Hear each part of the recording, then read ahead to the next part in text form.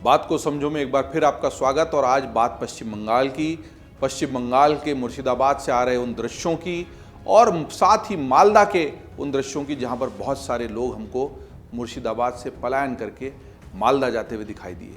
जी हाँ, पश्चिम बंगाल एक बार फिर सुलग रहा है। बंगाल के मुर्शिदाबाद में वक्फ कानून के विरोध में लेकर जो कुछ हुआ है वो गंभीर है, चिंता पैदा करने वाला है।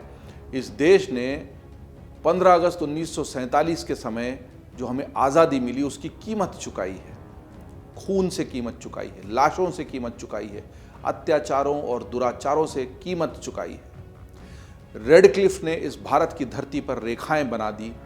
भारत की दो भुजाओं को पश्चिमी और पूर्वी पाकिस्तान बताकर काट दिया गया। हम इस साजिश को देखते रहे और उस वक्त के जो जिम्मेदार लोग थे उनको लगा कि शायद भारत के आने वाले हित के लिए यही ठीक है और भविष्य अच्छा हो जाए, इसलिए उस वक्त के वर्तमान को कुर्बान कर दिया। पंजाब की धरती फटी, इधर बंगाल की धरती फटी, पूर्वी और पश्चिमी बंगाल जो था पहले, और उसके बाद अलग मुल्क हो जाने के समय जो त्रासदी हमने देखी, ट्रेनों में लाशें भरकर आती और जाती थी, दोनों तरफ खून, दंगा, फसाद, इसका जो हमने दावानल देखा, इसका जो दृश्य देखा, वो सताने वाला है, रुलाने वाला है और उसकी जो पीड़ा है वो शब्दों में बयान नहीं की जा सकती, चाहे कितने ही तमस उस पर बन जाए। आज अगर फिर एक धार्मिक उन्माद को लेकर पश्चिम बंगाल के मुर्शिदाबाद में इसी तरह की आग सुलग रही है कि जिसकी वजह से लोग पलायन को मजबूर हो गए हैं, तो हमें देखना होगा कि कहाँ क्या गलत हो रहा है। मैं शुरू से कह रहा हूँ कि वक्फ जो है वो धर्म का मामला हो सकता है, इस्लाम का मामला हो सकता है, लेकिन ज़मीन जो है वो कानून का मामला है और इन दोनों के बीच को अंतर को ठीक से समझने के बाद ही हम इस मसले की तह में जा सकते हैं। नया कानून, जो नया संशोधन आया है, वो सही है या गलत, इसका मामला फिर सुप्रीम कोर्ट में चला गया है। लेकिन उसका इंतज़ार किए बिना अगर सड़क पर इस तरीके से न्याय देने और लेने की कोशिशें होंगी तो हम इस देश को कहाँ ले जाना चाहते हैं। इस बात को समझने के लिए पहले इस पूरी घटना को समझ लेते हैं, जानते हैं कि ये मामला क्या है। दरअसल all India Muslim personal board, Sunni Waqf council समेत कई संगठन नए वक्फ कानून का विरोध कर रहे हैं। कानून पुराना है, उसमें जो संशोधन हुआ है वो नया है। इसको लेकर देश में अलग अलग जगह प्रदर्शन हो रहे हैं। पश्चिम बंगाल में भी इसी से जुड़े प्रदर्शन हुए जो कि हिंसक हो गए। इस हिंसा से सबसे ज़्यादा प्रभावित मुर्शिदाबाद जिला है पश्चिम बंगाल का। प्रभावित इलाकों में 1600 जवानों को तैनात कर दिया गया है। हिंसक विरोध प्रदर्शन के दौरान 3 लोगों की मौत हो गई है और पुलिस ने अब तक 200 से अधिक उपद्रवियों को इस पूरे मामले में गिरफ्तार कर लिया है। अब तारीखवार जानते हैं कि हिंसा की शुरुआत कब, कैसे, कहां हुई। 8 अप्रैल को वक्फ कानून के विरोध में मुर्शिदाबाद से लगे राष्ट्रीय राजमार्ग 12 को जाम करने के लिए प्रदर्शन हुए और ये सब लोग वक्फ कानून का विरोध कर रहे थे। 8 अप्रैल की ये तारीख थी। इसी दौरान ये पूरा जो मार्च था वो जंगीपुर से उमरपुर की ओर बढ़ा। ये जो जुलूस था वो जंगीपुर से उमरपुर की ओर बढ़ा और पुलिस ने उन्हें रोकने की कोशिश की। कुछ प्रदर्शनकारियों की पुलिस से ही झड़प हो गई और इसके बाद उपद्रवियों ने पुलिस के वाहनों में ही तोड़फोड़ की। ये दृश्य हमने सब ने देखे हैं, अमर उजाला पर भी हमने दृश्य अपने वीडियोज़ में चलाए हैं और ये दृश्य बहुत विचलित करने वाले हैं कि पुलिस ही सुरक्षित नहीं रही इस पूरे दंगे और उपद्रव के बीच। हमने नागपुर की हिंसा में भी देखा कि पुलिस वालों को ही लहूलुहान कर दिया गया, कुल्हाड़ी लेकर, हथौड़ी लेकर, छुरे लेकर उन पर हमला कर दिया गया। यहाँ तक कि महिला पुलिसकर्मियों के साथ भी ये हरकत हुई। ये दृश्य सचमुच बहुत ज़्यादा विचलित करने वाले हैं। इसके पहले इस तरह की घटनाएं ज़्यादा देखने में नहीं आती थी। इसी पूरे उपद्रव में कुछ वाहनों को आग के हवाले कर दिया गया, पुलिस पर पत्थरबाजी हुई। देखते ही देखते हिंसा मुर्शिदाबाद के बनियापुर और उमरपुर तक फैल गई, जहां कई घरों में तोड़फोड़ भी हुई और ये सारे विजुअल्स, कई सारे सीसीटीवी कैमरे के फुटेज अब धीरे धीरे सामने आ रहे हैं। इसके बाद पुलिस ने हालात पर काबू पाया। हालांकि शुक्रवार 11 मार्च को जुमे की नमाज के बाद एक बार फिर प्रदर्शन हिंसक हो गए। जुमे की नमाज के बाद अचानक ये फिर हिंसा वापस भड़क उठी। पुलिस की टीम पर उपद्रवियों ने पत्थरबाजी की, घरों की छतों से और मस्जिदों के इर्द गिर्द से भी पत्थरबाजी हुई।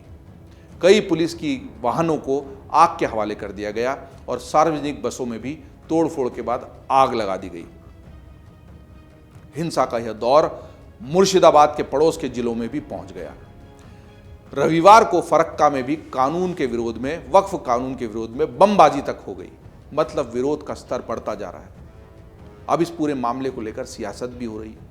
हम जानते हैं कि हर मसले की जड़ में सियासत तो कहीं से निकल ही आती है, और सियासत ही वो दरअसल एक ऐसा नासूर बन गया है कि वोट बैंक की खातिर सही और गलत के फैसले भी नहीं हो पा रहे ठीक से, क्योंकि वोट बैंक बीच में आड़े आ जाता है। पश्चिम बंगाल के मुख्यमंत्री ममता बनर्जी को ये देखना चाहिए कि हिंसा हो रही है, पुलिस वाले, उनकी अपनी पुलिस जो कानून की रखवाली है उन पर हमला हो रहा है। फिर ये कोई भी कर रहा हो, किसी भी जाति, समाज और धर्म का व्यक्ति कर रहा हो, वो अपराधी है, गुनहगार है। और अगर पुलिस ही सुरक्षित नहीं है तो फिर कैसे कानून का राज कायम रह सकता है उस राज्य में। लेकिन नहीं जी, सियासत हो रही है और जमकर हो रही है। पश्चिम बंगाल के भाजपा के अध्यक्ष और केंद्रीय मंत्री सुकांत मजुमदार ने दावा किया है कि मुर्शिदाबाद हिंसा के बाद बंगाल के हिंदू अपनी ही जमीन छोड़कर पलायन कर रहे हैं। उन्होंने कहा कि अब तक 400 से अधिक लोग मुर्शिदाबाद के कई इलाकों से पलायन कर दूसरे जिलों में चले गए हैं। मजुमदार ने इस हिंसा के पीछे परोक्ष रूप से मुख्यमंत्री ममता बनर्जी की शह बताई है। मजुमदार ने कहा कि सीएम ममता की हिम्मत नहीं है कि वो वक्फ कानून को रोक दें। संविधान उनको अधिकार नहीं देता। अगर वह कह रही हैं कि वो अपने यहाँ पर वक्फ कानून लागू नहीं होने देंगी तो फिर दंगा क्यों हो रहा है? इसका मतलब है कि ममता दंगा करवा रही है। हिम्मत नहीं है, कॉन्स्टिट्यूशन उन्हें अधिकार नहीं देती। अगर रोक पाती तो क्यों दंगा हो रहा है? दंगा नहीं होना चाहिए। अगर वो बोल रहे हैं यहाँ पे लागू नहीं होगा तो दंगा क्यों हो रहा है? इसका मतलब ममता बनर्जी दंगा करा रही है। तो क्या राज्य राष्ट्रपति शासन की ओर जा रहा है? देखिए, वो तो बंगाल की जनता तय करेगी। बंगाल की हिंदुओं को बचाने के लिए जो करना है, करना जरूरी पड़ेगा, हम करेंगे। मतलब एक तरफ तो ममता बनर्जी ने कहा कि कानून लागू नहीं होने देंगे, और जब कानून लागू ही नहीं होगा तो फिर दंगा होने की जरूरत क्या है, ऐसा मजुमदार ने कहकर ममता बनर्जी पर तीखा हमला किया है। वहीं कांग्रेस के नेता अधीर रंजन चौधरी ने कहा है कि दंगे वहीं होते हैं जहां सरकार चाहती है। उन्होंने भाजपा और टीएमसी दोनों पर सियासत करने का आरोप लगाया है। अधीर रंजन चौधरी ने भाजपा और तृणमूल कांग्रेस को एक साथ घेर दिया है और कोई मौका नहीं छोड़ा है अपनी सियासत करने का। चौधरी ने कहा कि पश्चिम बंगाल की मुख्यमंत्री धर्मनिरपेक्ष होने का दिखावा कर रही हैं। उन्होंने भाजपा पर सांप्रदायिक ध्रुवीकरण का आरोप भी लगाया। देखिए, बीजेपी की अपना मकसद तो अलग है, आप जानते हैं। बीजेपी सारे हिंदुस्तान में ध्रुवीकरण की राजनीति कर रही है, और बीजेपी को हम सब जानते हैं कि बीजेपी सांप्रदायिक ध्रुवीकरण करेगा ही, उसको पहचानते हैं। लेकिन जो ढोंग करती है ना बंगाल की मुख्यमंत्री, ये जो ढोंग करते, जो सामने एक आवरण रख रही है कि वो सेकुलर है, लेकिन उसका ये धजिया भी निकलने लगी। दूसरी ओर सत्ताधारी तृणमूल कांग्रेस के वरिष्ठ नेता अभिषेक बनर्जी ने विपक्षी पार्टियों पर राज्य में अशांति फैलाने का आरोप लगा दिया है कि साहब वो करवा रहे हैं। बनर्जी ने कहा कि विपक्ष नहीं चाहता कि राज्य में सांप्रदायिक सद्भाव कायम रहे, राज्य में शांतिपूर्ण कानून व्यवस्था बनी रहे। इसके लिए विपक्ष जानबूझकर इस शांति को तोड़ने की, कानून व्यवस्था को तोड़ने की षड्यंत्र रच रहा है। पुलिस अगर पिट रही है, पुलिस के वाहन जलाए जा रहे हैं, पुलिस पर पथराव हो रहे हैं, तो इसमें विपक्ष कैसे और कहां जिम्मेदार होगा, ये अभिषेक बनर्जी से सवाल पूछे जा रहे हैं। यह भी जानना जरूरी है कि अगर पुलिस की इतनी चर्चा हो रही है तो पुलिस कर क्या रही है। दरअसल हिंसाग्रस्त इलाकों में सुरक्षा बलों की 21 कंपनियां तैनात कर दी गई हैं। इन इलाकों में भारतीय नागरिक सुरक्षा संहिता की धारा 163 लागू कर दी गई है। इसके पहले इसी धारा को पहले धारा 144 कहा जाता था, जो काफ़ी चर्चित रही है ऐसे मामलों में। इन इलाकों में इंटरनेट सेवा बंद कर दी गई है। पुलिस के साथ केंद्रीय सशस्त्र बल भी धुलियान, शमशेरगंज और सूती के संवेदनशील इलाकों में गश्त कर रहे हैं। शमशेरगंज और सूती वो इलाके हैं जहां सबसे पहले इस हिंसा की शुरुआत हुई थी। अब ये समझते हैं कि अदालत में इस मामले में क्या हुआ है। पश्चिम बंगाल विधानसभा में विपक्ष के नेता शुभेंदु अधिकारी ने हिंसा को लेकर कलकत्ता हाईकोर्ट में याचिका दायर कर दी थी। इसके बाद कोर्ट ने आदेश दिया कि हिंसाग्रस्त इलाकों में केंद्रीय बल राज्य की पुलिस के साथ मिलकर काम करेंगे। कोर्ट ने केंद्र और राज्य सरकार से हालात पर विस्तृत रिपोर्ट भी मांगी है। मतलब केंद्रीय बल भी इतनी बुरी हालात के बाद अगर तैनात हुए हैं तो वो कलकत्ता के हाई कोर्ट के आदेश के बाद। अब ये समझते हैं कि फिलहाल मुर्शिदाबाद में क्या स्थिति है। राज्य के अतिरिक्त पुलिस महानिदेशक कानून एवं व्यवस्था जावेद शमीम ने सोमवार को बताया कि जिले में हालात सामान्य हो रहे हैं। हिंसा के बाद जो लोग अपना घर छोड़कर दूसरी जगहों पर चले गए थे वो भी वापस लौटने लगे हैं। सोमवार को ज़्यादातर दुकानें खुली। उन्होंने कहा कि अब तक 19 परिवार अपने घर वापस लौट गए हैं। अब तक कुल 210 लोगों को गिरफ्तार किया जा चुका है और उन्होंने लोगों से अफवाहों पर यकीन नहीं करने की अपील की है। तो ये तो रहा आधिकारिक बातचीत। आधिकारिक तरीके से कुल मिलाकर सरकार और पुलिस इस मसले को दबाने की कोशिश कर रहे हैं, लेकिन वहीं पर बहुत सारे वीडियो, बहुत सारे फुटेज और बहुत सारे लोगों के साक्षात्कार आए हैं जिन्होंने कहा कि वो डर के मारे नदी पार करके या नाव पर चढ़कर दूसरी तरफ चले गए हैं। उनको लगता है कि अगर वो हिंदू हैं और इतनी ज़्यादा हिंसा हो रही है तो वो वहाँ पर सुरक्षित नहीं है। ऐसे लोगों का डर इसलिए जायज़ है कि हिंसा का स्तर वहाँ पहुँच गया जहाँ पर पुलिस भी निरीह और असहाय नजर आई। इस मामले में कुल मिलाकर राजनीति तो तेज है ही। राजनीति के चलते ही दोनों पक्षों को भिड़ाने की कोशिशें हुई, लेकिन कानून व्यवस्था किसी भी तरह की राजनीति से ऊपर होना चाहिए।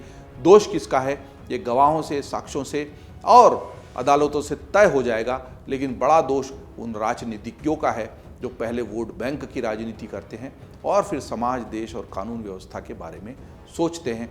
वोट बैंक की राजनीति अगर इस देश से खत्म या कम हो जाए तो सचमुच हम सही गलत के फैसले बेहतर तरीके से कर पाएंगे। इस पूरे मामले पर आपकी क्या राय है? आपको बात कितनी समझ में आई, किस तरीके से समझ में आई, ये ज़रूर बताइए।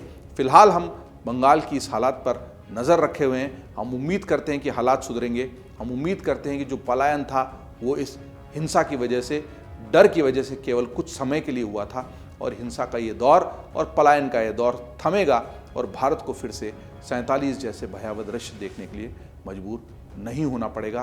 बात को समझो में आगे इसी तरह के मुद्दों पर आपसे बात होती रहेगी, लेकिन आप अपनी राय से भी हमें अवगत कराएं, वो ज़्यादा ज़रूरी है।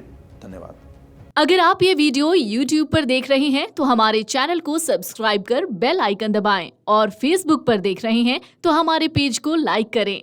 8 मिलियन प्लस सब्सक्राइबर, आपके इस भरोसे के लिए बहुत धन्यवाद।